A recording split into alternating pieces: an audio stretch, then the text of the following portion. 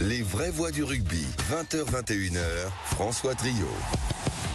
Les vraies voix du rugby, l'émission du lundi qui traite de toute l'actu rugby. Au sommaire ce soir, le Racing 92, un des lauréats du week-end top 14 qui va faire une petite pause. Henri Chavancy sera notre invité dans cette émission. Dans la deuxième demi-heure, ce sera le grand témoin des vraies voix du rugby. Ce sera la grand témoin.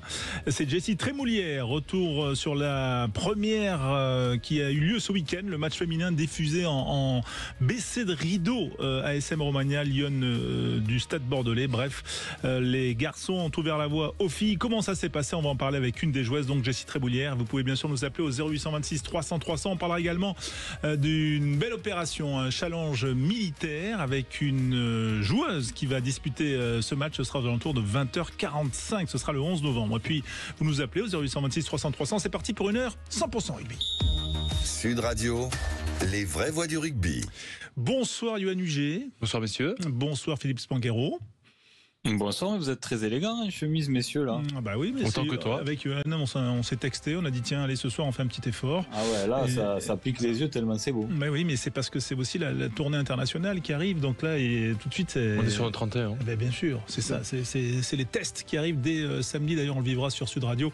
Ce France-Japon, samedi soir. Bonsoir Quentin Cabanis. Bonsoir, pas de costume pour moi. Ah oui, non, mais vous êtes bien dans sûr l'ombre. Mais oui, de toute façon on ne me voit pas, donc ça oui, sert à rien. Mais on vous entend, et quelle voix, surtout quelles infos, hein, puisque si vous avez raté les infos rugby du lundi, Quentin est là. Exactement, avec les infos principales et notamment le groupe des 42 sélectionné par Fabien Galtier pour préparer le match contre le Japon.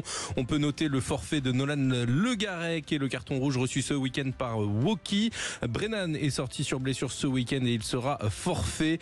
Comme Régis Montagne, c'est Antonio et Tixeron qui vont être appelés pour les remplacer. Moefana, lui, peut postuler, tout comme Julien Marchand et Baptiste Serin qui fait son retour dans le groupe. À noter aussi l'arrivée du jeune Clermontois Dari Carrère. Joe Marler, une légende du rugby anglais, stoppe sa carrière internationale avec le 15 de la Rose. 95 sélections pour le pilier anglais à la crête et il a décidé de s'arrêter.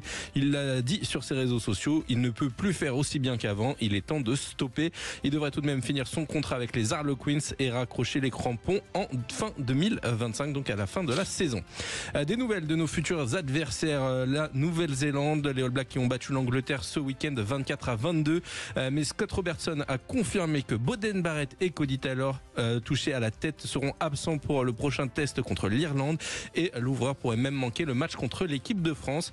Et puis enfin, une dernière news qui est tombée il y a quelques minutes, on connaît le prochain entraîneur du Castres Olympique, ce sera Xavier Sadourny qui prendra le relais après Davinson à l'issue de la saison, le coach du CO qui ne sera pas prolongé. Voilà, ça c'est une info quand même, Yoann. Surprenante, aussitôt. Voilà, les castrés ont dit, par l'intermédiaire du président, qu'ils avaient la volonté d'être fixés assez tôt. Il y a eu des discussions avec les castrés, les joueurs, tu veux dire, ou les dirigeants? Non, les dirigeants. D'accord. Voilà, et Jeremy Davinson. Et voilà, ils avaient la volonté d'être fixés assez tôt. Il y a eu des discussions avec Spitzer qui demandait un peu de temps pour réfléchir. Du coup, le Castres Olympique a décidé de se tourner vers Xavier Sadourny et de le faire monter en gamme et qu'il devienne l'entraîneur principal la saison prochaine. Philippe Spanghero, toi qui connais bien la maison castraise, surpris par cette promotion?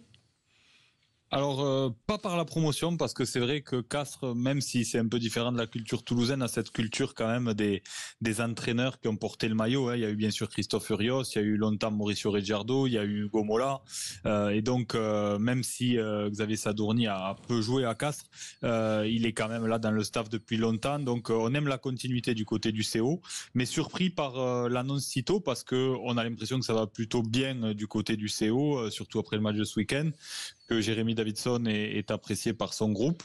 Donc il devait être en fin de course et à la fin de leur histoire commune. Mais surpris par le timing, pas tant par la promotion de Xavier. Ouais, le timing, puisque là, on arrive au bout du tiers de la saison, 9e journée. Voilà, Castres qui l'a emporté, on le rappelle, sur le gong, même au-delà de la sirène, à la 84e minute face à Montpellier, 30-26. Les Castrés qui avaient été menés tout le match sur leur pelouse par les Héroltais. L'une des belles performances du week-end, elle est signée le Racing 92 qui l'a emporté à Pau. Pour en parler avec nous, notre premier invité dans la vraie voix du rugby, on est très heureux de l'avoir avec nous, c'est Henri Chavancy. Bonsoir Henri. Bonsoir. Merci d'être avec nous. Johan Huget, je vous présente pas. Salut Henri. Salut Johan. Voilà, vous avez été longtemps adversaire et également partenaire en équipe de France. 36 ans, Henri, voilà, surtout une carrière, ça c'est quand même un fait complètement rare, on va y revenir, mais quand même un seul club et depuis que tu es Benjamin, c'est ça ? Ouais, je suis arrivé au Racing à l'âge de 11 ans et c'est vrai que j'ai eu la chance de pouvoir y faire toute ma carrière, donc voilà, je pense que maintenant il est trop tard pour s'en aller, donc j'y finirai ma carrière. Ouais, et la performance de ce week-end, 9e journée du top 14, victoire à Pau 33-23, elle fait du bien parce qu'elle vous met quand même dans la première moitié quasiment du classement. Voilà, ça fait partie des bons moments, même quand on a tout vécu avec ce club. Oui, forcément, les victoires extérieures, ça reste toujours des moments sympas, d'autant plus dans cette période un petit peu délicate qu'on était en train de vivre. Donc elle fait du bien comptablement et elle fait du bien aussi à la tête avant cette petite trêve. Philippe Spanghero, peut-être une petite question pour Henri ou une remarque avant de donner la parole à Johan, bien sûr. Salut Henri, écoute, d'abord on est très heureux de t'accueillir parce que comme le disait François, c'est vrai que le joueur d'un seul club c'est devenu rare et puis au-delà de ça tu portes quand même les belles valeurs que notre sport essaie de transmettre et pour ça on te remercie tous. Alors j'ai une question qui concerne un peu ce Racing d'aujourd'hui et des dernières saisons on a senti quand même une transition, plusieurs transitions depuis le titre de 2016 et puis cette génération un peu dorée avec plein de joueurs d'expérience, plein de leaders. On a senti au fil des années que tu étais un peu esselé dans le leadership. Est-ce que tu penses que ça a été un des mots du Racing ces dernières saisons, peut-être cette jeunesse ou ce manque de leadership à tes côtés à certains moments importants où on a senti un manque de caractère collectif ? Je sais pas, c'est vrai qu'on a énormément de leaders, de joueurs d'expérience qui nous ont quittés ces dernières années. Et je crois que depuis que Stuart Lancaster est arrivé, il essaye de faire émerger justement de nouveaux leaders avec des jeunes joueurs qui montent en puissance et voilà, certaines recrues aussi qui nous amènent énormément. Donc voilà, je crois que si on fait l'état des lieux aujourd'hui de l'effectif du Racing, je crois qu'on a la chance quand même d'avoir de nombreux joueurs d'expérience, des joueurs qui ont connu le niveau international et qui m'aident énormément au quotidien dans justement la gestion de l'équipe. Donc voilà, si c'est ta question, je me sens pas esselé, au contraire, je crois que il y a de nombreux leaders qui émergent et c'est de bonne augure pour la suite. Johan, pour Henri Chavancy, joueur emblématique du Racing 92. Légendaire, bientôt. Mais ouais. Bientôt légendaire. Non, salut Henri, j'avais une question, c'est que j'ai discuté avec plusieurs joueurs parce qu'on se croise souvent et vous avez tous l'impression d'adhérer au projet de Stuart Lancaster qui est arrivé il y a 2 saisons maintenant. Mais on a du mal à le voir, nous, maintenant devant la télé. Le retranscrire sur le terrain. Est-ce que tu peux juste nous éclairer quels sont peut-être les petits problèmes qui se posent? Est-ce qu'on entre votre ressenti et l'adhésion à Stuart et ce qui se passe aussi sur le terrain? Oui, d'abord je comprends un petit peu cette expectative qui peut être perçue de l'extérieur parce que sur le contenu, je crois que notre début de saison, il est très poussif, il est très moyen. Voilà, donc comme tu l'as dit, on est vraiment à fond derrière le coach, on est à fond derrière Stuart qui est arrivé l'an dernier avec un nouveau projet, avec un nouveau système de jeu. Et c'est vrai que l'an dernier, on avait fait un super début, on était premier à la trêve hivernale et c'est vrai qu'on a eu beaucoup de mal sur la deuxième partie de saison. Et cette année, voilà, on a fait un départ encore une fois assez moyen dans le contenu. Mais voilà, si on fait un bilan un petit peu comptable, je crois qu'on a 5 victoires, 4 défaites, dont 2 après la sirène à Castres et contre La Rochelle. Donc voilà, je crois qu'il n'y a pas le feu. On continue à travailler dur au quotidien pour faire mieux, parce qu'on est conscient encore une fois qu'on doit faire mieux si on veut espérer remplir les objectifs qui sont les nôtres. Mais voilà, on est tous ensemble sur le même bateau et dans la même direction. Et encore une fois, on a confiance dans ce projet-là et moi, avec mon expérience, même si j'espère que ça se fera dès cette année, mais en tout cas, je suis assez confiant pour l'avenir du club. Comment justement on arrive quand le temps de jeu se réduit, comme c'est ton cas un peu cette saison, Henri, comment on arrive à garder ce leadership? Tu l'exprimes autrement aujourd'hui vis-à-vis de tes partenaires? C'est plus du mentoring auprès des jeunes. Comment tu vis ça au quotidien? C'est vrai que cette année j'ai moins de temps de jeu, donc c'est pas forcément toujours facile, notamment avec mon caractère un peu de cochon, mais c'est vrai que voilà, à mon âge, il faut aussi que j'essaie d'apporter autrement, notamment en dehors du terrain, rester vigilant sur le comportement, sur l'attitude, sur l'éthique de travail au quotidien à l'entraînement, notamment avec les jeunes joueurs. Donc j'essaye d'être le plus positif possible là-dessus. Et voilà, je pense que je prends du plaisir aussi à apporter à l'équipe autrement. Philippe. Ouais, non, mais juste pour rebondir par rapport à ça, c'est vrai qu'il y a cette notion de transmission parce que en effet, tu es l'homme d'un seul club et c'est vrai que cette âme du Racing, par tout un tas de choses, par peut-être quelques erreurs de communication, par le fait aussi, comme vous avez vu, bouger beaucoup, pas avoir de stade fixe, avoir du mal à fédérer votre public. Est-ce que tu trouves que c'est un des enjeux de demain aussi de retrouver cette âme du Racing que tu as connue toi à l'époque à Colombes, qui était un peu différente et qu'on sent un peu moins présente aujourd'hui? Oui, en tout cas, ce qui est important, c'est d'arriver à la transmettre, cette âme, à l'extérieur, parce que à l'intérieur, je peux vous assurer qu'elle existe bel et bien. D'ailleurs, à chaque fois que des joueurs nous rejoignent, ils me disent à chaque fois qu'ils sont étonnés et qu'ils ne s'attendaient pas à ce que justement le groupe vive aussi bien et qu'il y ait une telle identité dans ce club. Donc voilà, maintenant à nous de transmettre justement cette identité, cette âme, pour que l'image du club soit l'image de justement nous ce qu'on ressent à l'intérieur. Ouais, Henri, on a bien sûr une petite pause à faire. Est-ce qu'on peut te garder juste après la pause qui va durer 2 minutes et on te reprend pour quelques minutes encore pour poursuivre cette discussion? Est-ce que c'est OK pour toi? Avec plaisir. Allez, merci Henri Chavancy, notre invité dans les vraies voix du rugby sur Sud Radio avec Yohann Huget, Philippe Smanguero. Dans un instant, à tout de suite. Sud Radio. Sud Radio.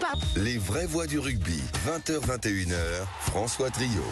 Avec Yohann Huget, Philippe Smanguero et vous au 0826 300 300. Henri Chavancy, on va dire légende, 3/4 centre de légende du Racing 92, toujours en activité et qui est avec nous en direct sur Sud Radio. On poursuit cette discussion, Henri. Tiens, au sujet de l'équipe de France, en regardant un petit peu ton parcours, il faut rappeler quand même que tu as été international pour moi 5 fois. Il y a ce match des Néo-Zélandais, je sais pas s'il compte pour une cape, mais pour moi 5 fois, en tout cas, dont une fois face au Japon, c'était en 2017. Chez lui.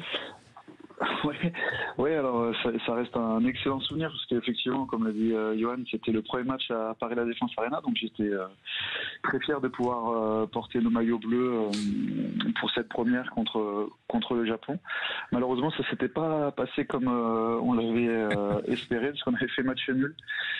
Donc voilà, ça restait une contre-performance, mais un souvenir quand même malgré tout très très sympa pour moi. Oui, c'était pour toi, c'était meilleures années, celle-là, 2017-2018. Toi, en tant que joueur, tu as atteint ce niveau international qui est quand même, on va dire, le Graal pour un joueur. Mais toi, par rapport à tes sensations?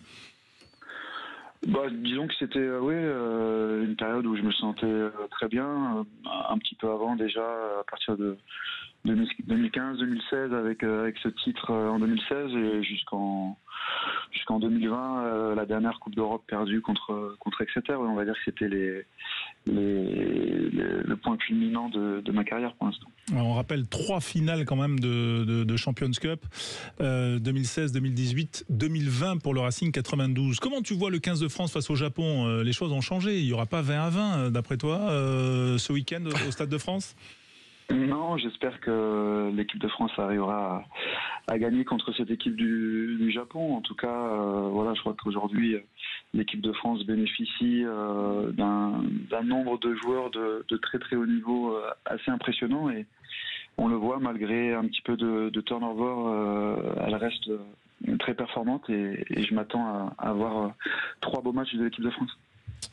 Johan, peut-être. Non, il a raison, 3 bons matchs, une mise en route face au Japon, hein, avec tout le respect qu'on a pour le Japon, mais c'est quand même monté crescendo, et pour arriver face aux Néo-Zélandais avec un maximum de certitude. Donc ce match du Japon doit, même si tout ne sera pas parfait, doit servir à se mettre en route pour accueillir les Néo-Zélandais comme il se doit. Bon, il y a quand même une petite interrogation au centre. C'est ton poste, toi qui croises les joueurs qui sont aujourd'hui appelés en bleu.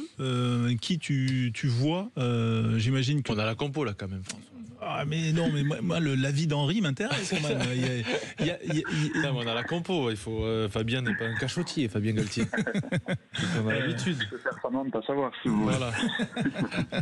Non, déjà, je pense que Gaël, c'est un des tauliers de cette équipe, donc sans surprise, on devrait le retrouver sur le terrain, et je pense que, étant donné que Jonathan Danty n'a pas été rappelé dans le groupe des 42, je pense qu'on devrait voir Emilien Gaëton à ses côtés. C'est une surprise pour toi que Joe Danty soit pas rappelé, bon, qu'on ait la complémentarité de Gaël et de Joe. Là, Gaëtan et Gaël ont à peu près le même profil, j'ai l'impression. Je peux me tromper, hein, je n'ai pas souvent joué au centre, mais je trouve que en termes de complémentarité... Je suis assez surpris. Je pense que Jonathan a un peu plus, même si c'est pas exactement le même, mais le profil de Moefana. Et c'est vrai que Emilien Gaëton a plus le profil de Gaël. Donc surpris, oui, parce que pour moi, Jonathan reste performant et il est un des meilleurs centres français. Mais voilà, peut-être qu'il est dans une période un petit peu moins faste, et que voilà, les sélectionneurs ont jugé bon de le laisser au repos. Je ne sais pas, en tout cas, pour moi, ça reste un des meilleurs centres français. Philippe Songuero, ton point de vue sur ce débat, entre guillemets... En tant qu'ancien centre. Je suis pas très surpris, parce que je trouve que dans la politique de l'homme en forme, même si on peut remettre en question la complémentarité, Jonathan Danty, sur ce qu'il a montré par le passé, il n'y a pas de débat. Mais c'est vrai qu'il a enchaîné les blessures, les commotions, il y a eu pas mal d'incertitudes jusqu'à il y a peu de temps quand même sur Jonathan Danty. Donc il est certainement pas au pic de forme auquel on peut l'attendre. Et puis je crois que le sujet aurait été réglé par Moefana s'il n'avait pas eu ce carton. D'ailleurs, Il peut postuler, hein, Philippe. Il peut jouer face au Japon.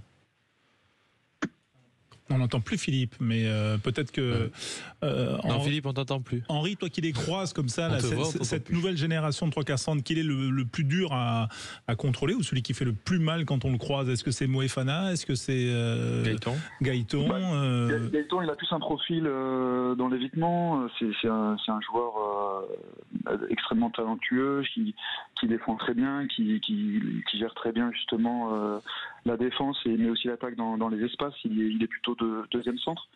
Moefana est plus costaud et plus solide, il attaque plus la ligne. Je crois que c'est plus quelqu'un qui va jouer ses duels pour fixer la défense. Fixer la défense, mettre à mal la défense et libérer des espaces autour de lui. Donc c'est 2 joueurs très différents, mais d'ailleurs qui pourraient être très complémentaires. Ok, toi tu préfères affronter qui en face là, sur tous ceux qui sont en bleu là? Il y a les jeunes notamment, il y a Paul Coste, il y a Dari Carrère, voilà, qui arrivent. Comment quel est ton regard sur cette jeunesse? Ouais, comme a dit Henri il y a quelques minutes, on a un réservoir assez fourni en termes de jeunes, et ça, c'est des jeunes de qualité qui arrivent avec déjà pas mal de maturité également. On les voit, au bout d'un an, ils arrivent à accéder en équipe de France. Donc après, il faut aussi cumuler de l'expérience à ce niveau-là. Et à partir de là, ça fera des joueurs exceptionnels. Mais pour l'instant, l'expérience de Gaël Fickou au milieu, et qui peut encadrer un jeune comme Gaëtan ou peut-être un Paul Coste à l'avenir, ça sera intéressant. Philippe Spanghero est de retour. Du coup, on a pas Tu nous disais, Philippe?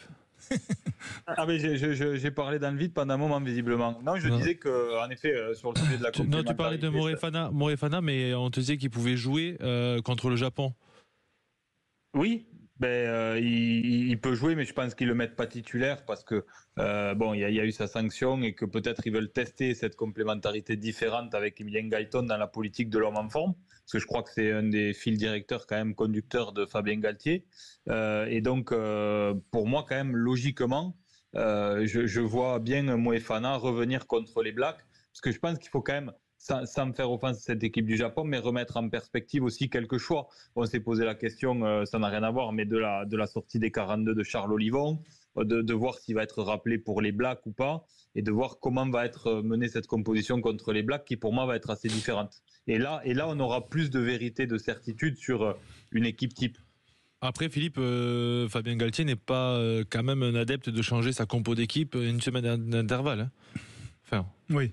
Il joue souvent la sécurité. La sécurité, la continuité. Donc, tu vois, moi, c'est l'équipe qui va jouer contre le Japon, c'est celle qui démarrera face à la Nouvelle-Zélande, s'il n'y a pas de blessure. Tiens, on va demander l'avis à nos auditeurs qui étaient avec nous au 0826 300 300. C'est Fabrice. Fabrice, bonsoir. Fabrice Delaurent. Oui. Bonsoir. Oui, bonsoir à tous. Allez, on te remet dans le train de ce petit débat qui s'est installé sur le poste de 3/4 centre. Toi, tu vois qui ? Moi, j'appelais de mes voeux la saison dernière, justement, beaucoup Emilien Gaiton. Oui. C'est peut-être l'occasion ou jamais. J'ai envie de dire, le hasard, la situation, c'est que c'est au moment où l'an dernier, la section paloise à cette même période flambée, lui avec. Cette année, c'est un peu moins ça. Bon, c'est les hasards un peu, c'est les hasards un petit peu. Mais je pense que ça peut amener. Moi, j'ai très envie de le voir à ce niveau-là, quoi. Un petit peu, quoi. Voir effectivement. Je rejoins pleinement l'analyse par rapport à ses qualités, quoi. À ce qu'il sait faire. Ce petit 109, ce petit coup de jeune, face au Japon, c'est peut-être l'occasion, quoi. C'est peut-être l'occasion. Moi, je serais assez satisfait de le voir. Vraiment.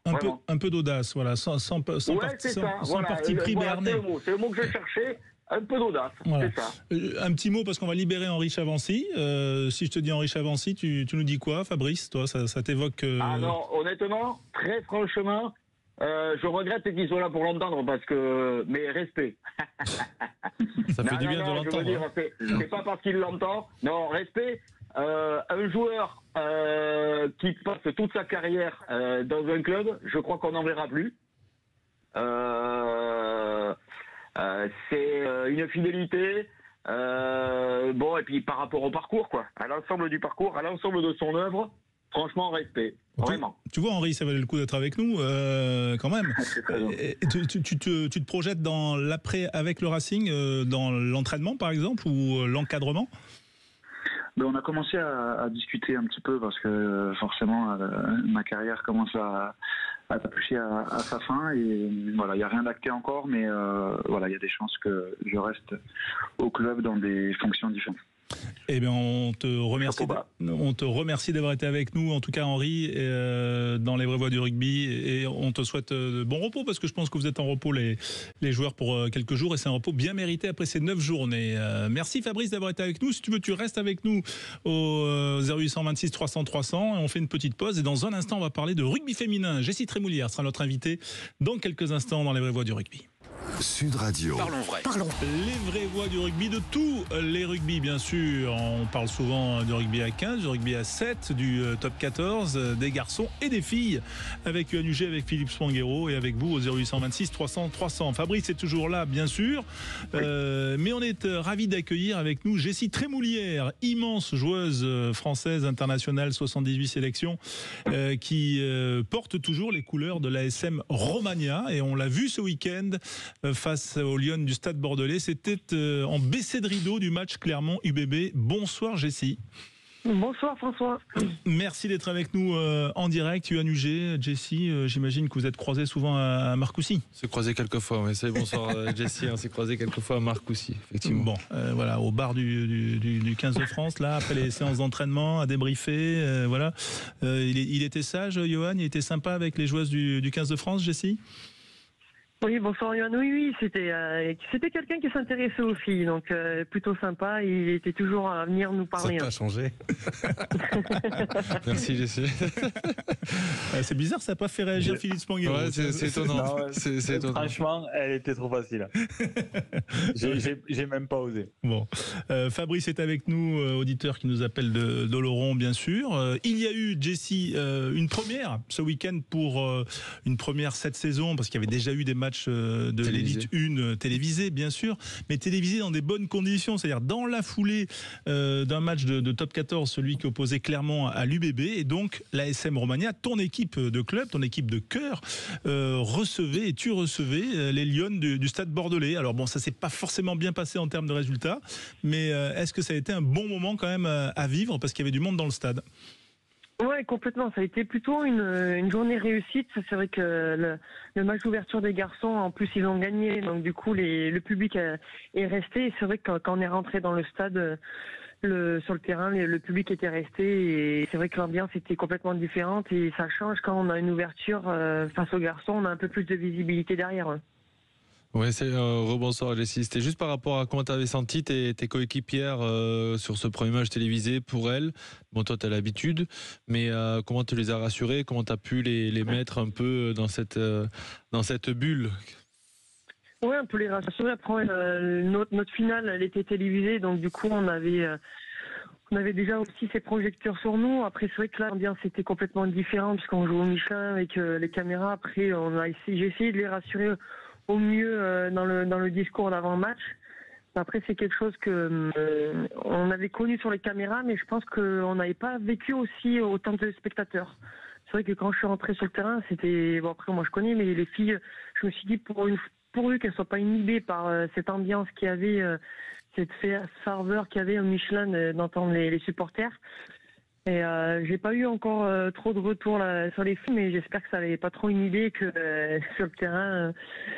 malheureusement, le résultat n'était pas en notre faveur et j'espère que ça n'a pas trop joué, on va dire. Oui, victoire des Lions de Bordeaux, plus de 30 points, je l'ai plus en tête le score, mais je crois que c'est 33-19 ou un truc comme ça. 33-21, il semble. 33-21. Ah, t'as mis la transformation, Jessie. Oui, j'ai mis, ouais, quand même. Déjà, on était à 33-7, ça me bouillonnait. Je dis, on va pas rester à 7 points chez nous, quand même. Bon. Et voilà, c'est comme ça. Hein. Philippe Spanghero, c'est un succès quand même, on va dire, ce concept de baisser de rideau. Voilà, là, il y aura, je crois, 5 journées dans la saison qui vont être comme ça, mais on a l'impression que c'est la solution pour promouvoir le rugby féminin. Je crois qu'en effet, c'est la solution. Et puis, bonsoir Jessie, mais les filles ont montré qu'elles étaient au rendez-vous parce que c'était un beau spectacle. Je pense que ça rassure aussi le diffuseur qui accompagne cette évolution. Parce que voilà, le rugby féminin, il a besoin de plus de médiatisation. Aujourd'hui, il y a trop peu de dates. On sait que ça fait des cartons d'audience à chaque fois lors des sorties du tournoi Destination. Mais après, on les voit trop peu dans nos championnats domestiques. Et le rugby féminin a besoin de se structurer. On l'a dit souvent. Je vais poser cette question à Jessie. Mais on prend souvent en exemple les Anglaises, qui sont le rugby au monde le mieux structuré, le plus professionnel du côté des filles. On a l'impression qu'il ne manque pas grand-chose en France pour arriver à ce niveau-là. Et ça va passer de toute façon par une médiatisation qui va amener des recettes, qui va amener des nouveaux sponsors et permettre aux filles d'avoir des meilleures conditions pour devenir, pour certaines d'entre elles, professionnelles à part entière. J'aimerais faire réagir Fabrice, quand même, notre auditeur, au 0826 300 300 sur ce match. D'abord, il était un peu en concurrence aussi avec, si on était téléspectateur, même si on écoute Sud Radio, on regarde dans la télé, bien sûr, mais il était en concurrence avec d'autres matchs, notamment un certain Angleterre-Nouvelle-Zélande, au même moment. Le rugby aussi. Oui, est-ce que toi, tu l'as regardé, Fabrice? Oui. Mais parce que je crois que l'initiative intéressante, moi je pense que c'est tout bête ce que je vais dire, mais c'est par rapport à ce qu'on avait l'habitude de voir au niveau télévisuel. J'ai envie de dire, le rugby féminin, c'est pas que l'équipe de France, quoi. Voilà. Et moi, je trouve que c'est important justement de démontrer ce rugby de club, de championnat, de mettre un petit peu en lumière ce championnat, pour montrer justement que voilà quoi, que c'est tout bête, hein, mais qu'il y a des clubs, il y a un championnat, il y a des choses qui existent, quoi. Ici nous dans le coin, dans la région, on essaye de promouvoir aussi par rapport à tout ce qui est presse l'élite 2 hein, avec les Lyonçoises. Et c'est important quoi, parce que on voit des choses intéressantes.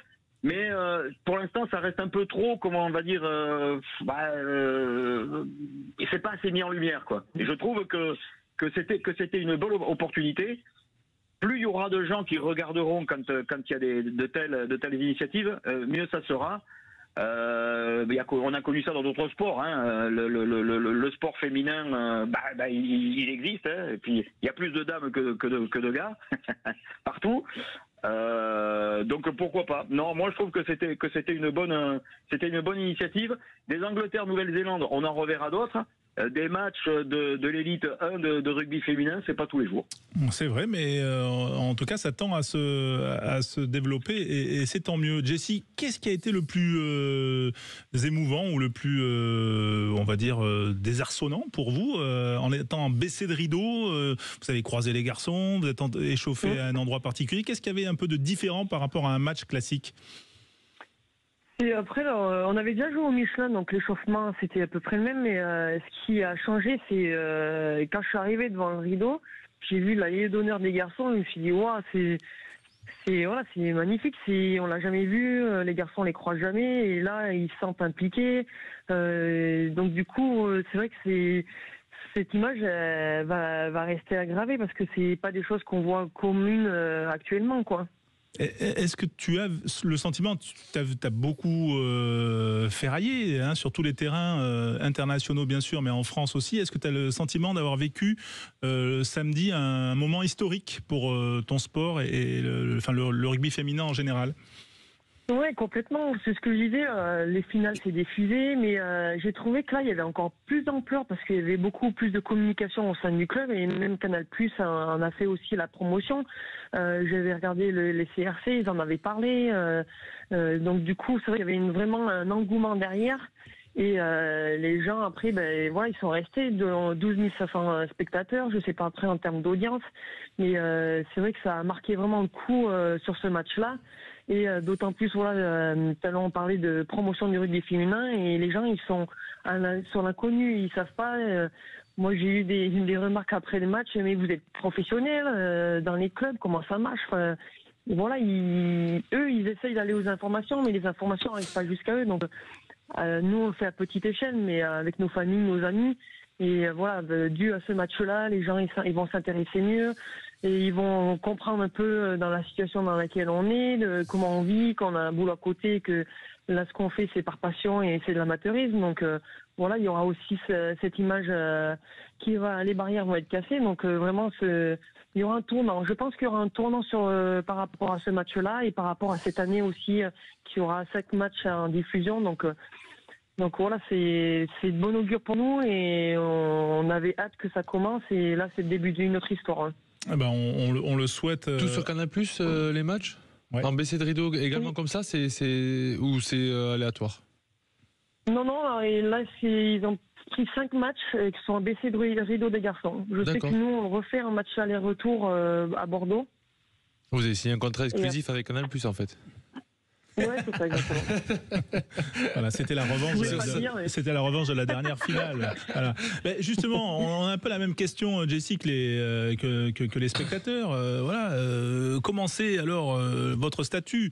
Toi qui n'es plus en équipe de France aujourd'hui, comment tu vis je ne sais pas si on peut parler de fin de carrière, mais en tout cas ta carrière en club. Tu travailles à côté. Je sais que tu as une exploitation agricole de famille. Comment ça se passe pour les filles en général? Complètement, oui, ça travaille. On a juste une rémunération. Après, je vais pas le cacher, nous on touche 200 € par mois. Une rémunération annuelle sur les 30 filles qui sont sur le groupe élite. Et après, ça travaille à côté. On fait nos horaires de 8h. Il y en a qui finissent à 18h. Il y en a même qui sont privés d'entraînement le soir parce qu'elles ont des boulots sur les 3-8. Et donc du coup, ça bosse à côté. Après, on nous sollicite sur 2 voire 3 séances de musculation par semaine. Et après, on a 3 séances terrain. Ouais. Voilà, donc c'est quand même un rythme soutenu, voilà, et c'est compatible quand même avec l'exploitation, parce que s'occuper des bêtes, il faut se lever tôt le matin, j'imagine. Oui, après c'est comme tout, c'est une question d'organisation. Moi, je pense que je peux même mieux m'organiser pour des filles qui travaillent dans des structures différentes que la mienne. C'est vrai que moi, je suis assez entre guillemets libre. C'est juste une question d'orientation et comment j'avance dans mon boulot. Après, c'est vrai qu'il y a des séances de muscu. Malheureusement, je fais pas tout à les séances demandées, mais j'essaye de faire le maximum possible que je peux en fonction de mon planning. C'est vrai qu'on n'est pas, on va dire que c'est pas, je vais pas remettre un peu le couteau dans la plaie, mais la situation des féminines aujourd'hui, c'est qu'on n'est pas rémunéré, on a un boulot à côté, on fait du 8h et on rentre, il est 21h30. Philippe Spanghero, peut-être une question ou un prolongement sur ce sujet. Ouais, non, je suis très surpris des rémunérations dont parlait Jessie par rapport aux contraintes d'entraînement, parce que quand on remet ça en perspective du rugby masculin, c'est quand même l'équivalent d'un haut niveau, et même des joueurs dans les divisions inférieures qui s'entraînent beaucoup moins gagnent un peu plus que ça. Donc on voit bien qu'il y a un problème dans l'économie, et comme le disait notre auditeur tout à l'heure, c'est vrai que le rugby féminin, c'est un relais de croissance hyper important en nombre de licenciés tous les ans, en proportion. C'est plus important que les garçons. Et donc voilà, il y a urgence à structurer ça un peu mieux. Je pense que ce serait une erreur de dire que très vite les filles seront toutes professionnelles. Mais en tous les cas, c'est par ces initiatives, encore une fois, de médiatisation, et il faut saluer quand même le fait que Canal+ joue le jeu à ce point, qui va servir à la cause. Et je pense que très vite, on va quand même voir les effets dans l'économie. Un petit regard de Fabrice, notre auditeur, toujours avec nous au 0826 300 300 sur cette évolution et ce statut quand même, on va dire, qui nous rappelle les temps anciens. Oui, oui, je vois complètement ça. Oui, mais c'est cette bouffée d'oxygène justement qui est ça. J'entendais donc l'exemple de Jessie, justement. On a le même. On a le même cas ici avec des joueuses justement de Lons qui étaient en élite 2, c'est l'étage en dessous. J'insiste parce qu'elles sont premières ex aequo, donc j'en profite pour parler d'elles un petit peu. Il faut les mettre en valeur, les filles de la section paloise, puisque c'est le club féminin, la partie féminine un petit peu de la section paloise. Elles sont premières avec La Rochelle en élite 2. Et c'est pareil, il y a des joueuses qui travaillent sur une exploitation agricole en même temps. Donc c'est un petit peu ce rugby d'antan, comme vous dites justement, qui met un peu de fraîcheur. Mais croyez-moi, ça joue. Il faut. Moi, j'incite les gens à y aller. Sur les terrains, à regarder. Il y a des valeurs, il y a une identification à ces équipes. Vous avez des joueuses justement qui aiment ce sport, qui aiment leur maillot. Et moi j'incite à y aller. Ouais, franchement, c'est surprenant. On y va toujours un petit peu la première fois avec curiosité, avec peut-être une petite crainte, quoi. Et finalement, on en ressort bien souvent ravi. Vraiment. Donc coup de chapeau, mesdames et mesdemoiselles. Jessie, il faut embaucher Fabrice là, non, pour faire la promo du rugby féminin. Ouais, et je suis en train de penser dans ce qu'il dit Fabrice, c'est un peu le chat qui se mord la queue, parce que c'est vrai que nous, on nous dit, vous n'avez pas de visibilité, qu'est-ce que vous nous rapportez? Et c'est vrai que on rapporte rien aux infrastructures comme à nous à l'ASN, parce que on n'a pas de visibilité. Et le peu de rendement qu'on a, c'est faible. Donc du coup, c'est un peu le chat qui se mord la queue. C'est moins on aura de visibilité, moins on sera rentable et moins on rapportera. Et aujourd'hui, on voit bien que c'est une question de rentabilité, quoi. Oui, c'est effectivement. Et bon, c'est peut-être une date qui est à marquer effectivement cette première diffusion sur Canal. On rappelle que les Lionnes du Stade Bordelais sont leaders après, je crois, 4 journées, et que vous êtes 6e sur 10. Voilà, poule unique en élite 1. Jessie, juste un mot quand même sur l'équipe de France qui ne joue plus le tournoi en même temps que les garçons, mais le joue après en équipe de France. Vous avez arrêté en équipe de France en 2023. Voilà, comment vous jugez l'équipe et et l'avenir. On a vu quand même quelques difficultés là, notamment lors du W15. On a la sensation, c'est une sensation pour les observateurs comme nous de loin, que le renouvellement de génération est plus difficile.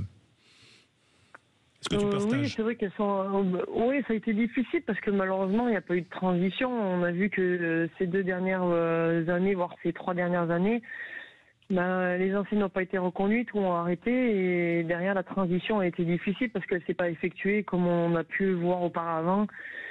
Et voilà, le résultat d'aujourd'hui, malheureusement, c'est que l'équipe de France, elle est un peu en difficulté. Après, là, il faudra réagir vite parce qu'il y a la Coupe du Monde dans à peine un an. Il reste le tournoi destination et quelques stages pour se remettre un peu dans le bain, mais voilà, faut pas non plus qu'elle se démoralise. Chaque chose en son temps.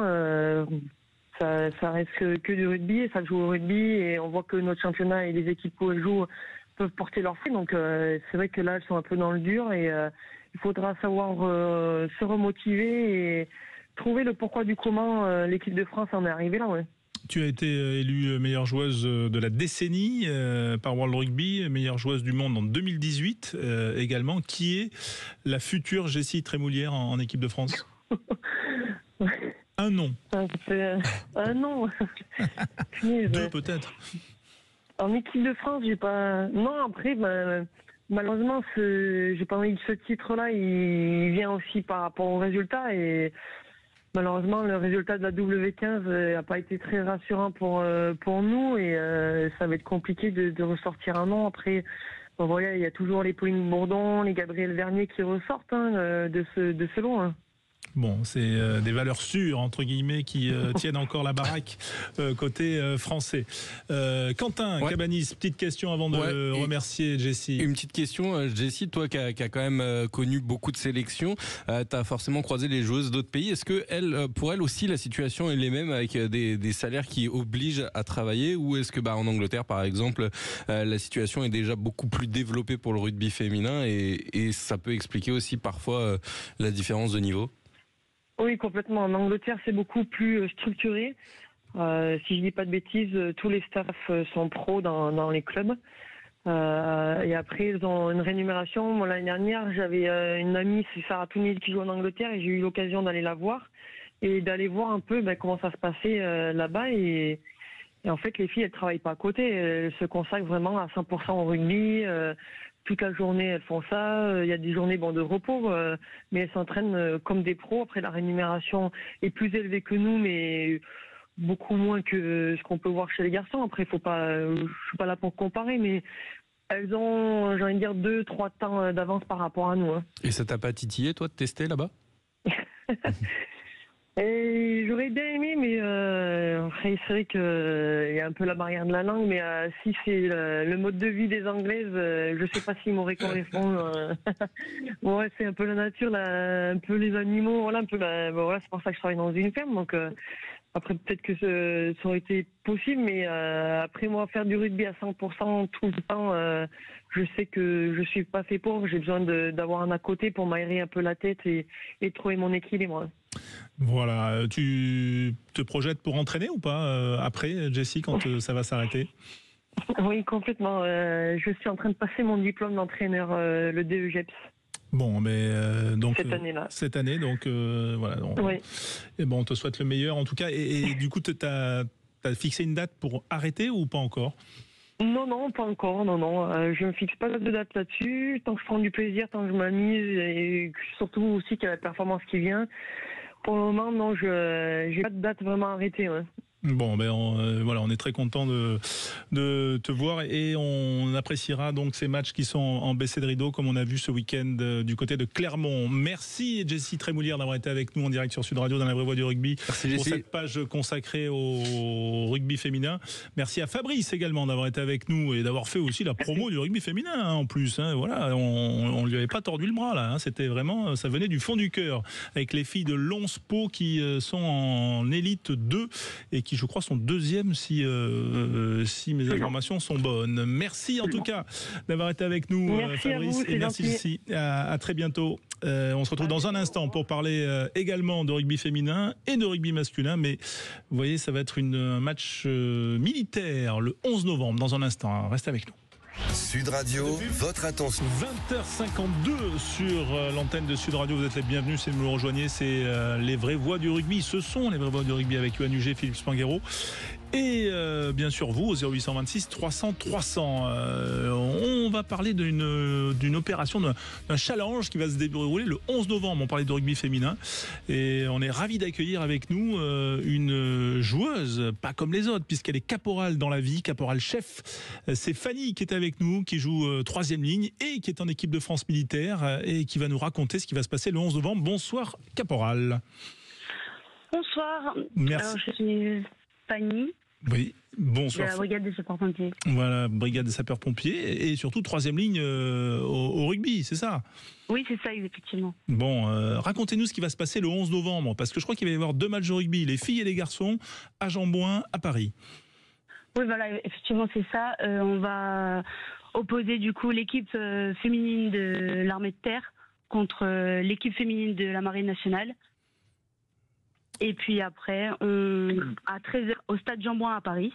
Oui.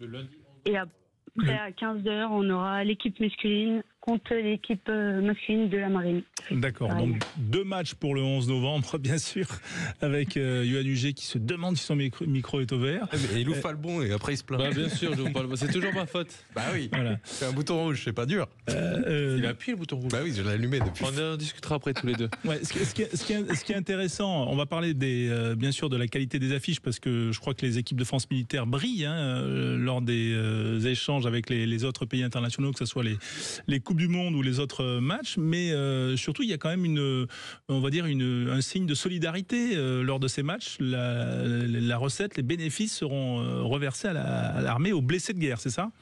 Oui, c'est ça, effectivement, à tous les blessés des armées.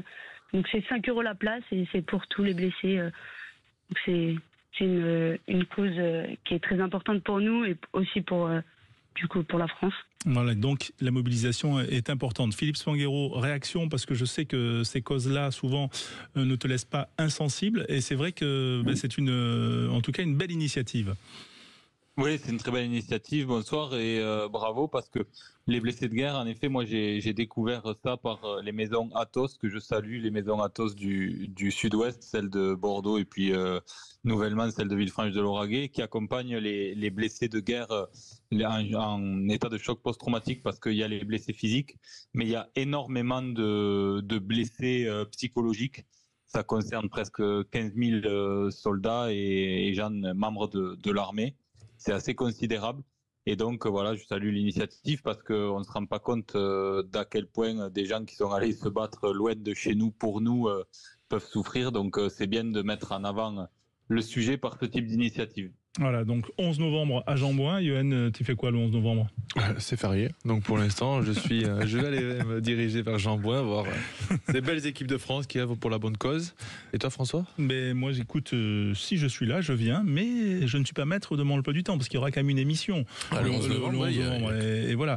Revenons quand même avec Fanny, parce que là, Fanny, tu as vu, on se tutoie, nous, dans cette émission, donc je ne sais pas si c'est de rigueur, mais nous, dans l'émission on se tutoie, et donc je sais pas si Fanny tu as vu, mais il essaye de me détourner du sujet, Yoann, mais revenons quand même sur ton parcours, caporal chef Fanny, sapeur-pompier donc, et 3e ligne au rugby dans quel club parisien?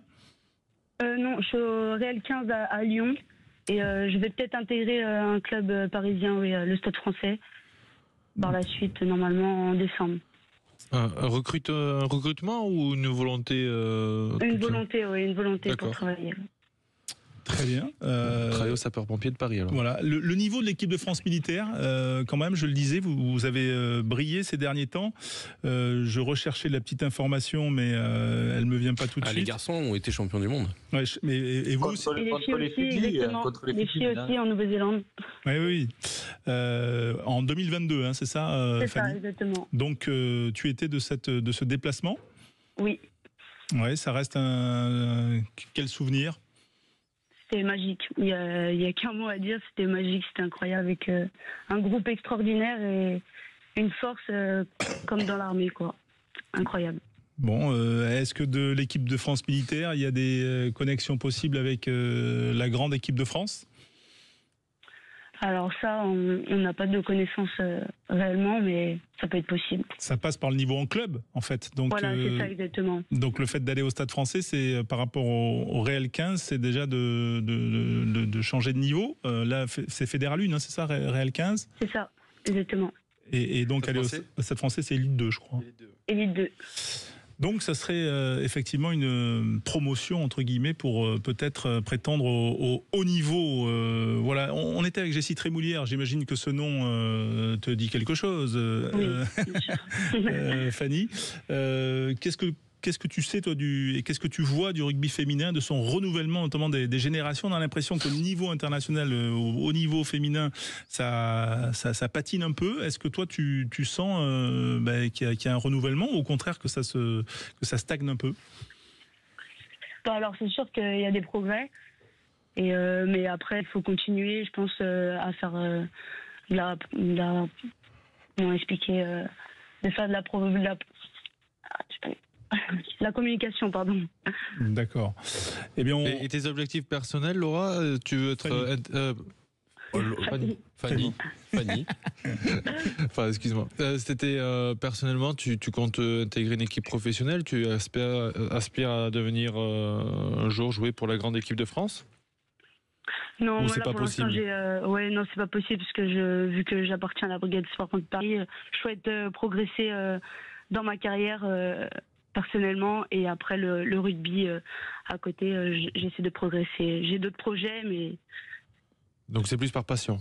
Voilà, c'est exactement ça. Ah ben voilà, c'est ce qu'on aime aussi, ce rugby passion. Merci Fanny, caporal-chef Fanny.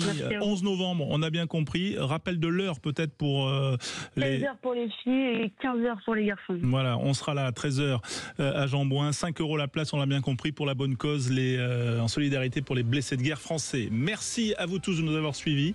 Les clés d'une vie, Jacques Pessy. On se retrouve dès samedi pour le match de l'équipe de France, la tournée. Bonsoir.